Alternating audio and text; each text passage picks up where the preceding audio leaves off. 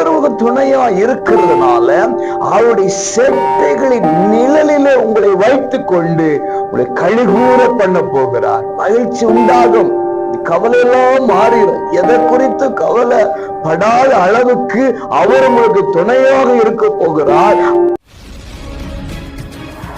அன்பு உறவுகளே, இயேசுவின் இனிய நாமத்தில் மனதார வாழ்த்துக்கள். மீண்டும் ஒரு புதிய மாதத்தை காண ஆண்டவர் கிருபை தந்திருக்கிறார். இந்த மாதத்திலே உங்களை கர்த்தர் இயேசு ஆசீர்வதிப்பாருங்க. சங்கீதம் 63:7 சொல்லுகிறது, நீர் எனக்கு துணையாய் இருந்ததினால் உமது செட்டைகளின் நிழலிலே களி கூறுகிறேன். 4 மாதத்தை முடித்து விட்டோம்.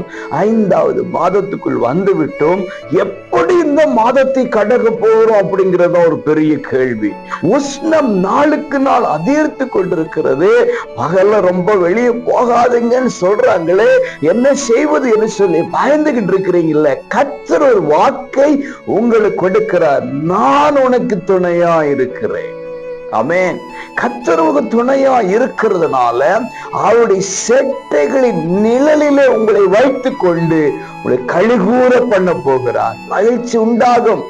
கவலையெல்லாம் மாறிடும். எதை குறித்து கவலைப்படாத அளவுக்கு அவர் உங்களுக்கு துணையாக இருக்க போகிறார். அவர் உங்களுக்கு அடைக்கலமா இருக்க போகிறார். அவர் உங்களுக்கு மறைவிடமாக இருக்க போகிறார். அவருடைய செட்டைகளின் நிழலிலே உங்களை வைத்துக் கொள்வார். செட்டையை விரித்து பாதுகாத்துக் கொள்ள போகிறார். ஸ்தோத்திரம் சொல்லுங்க.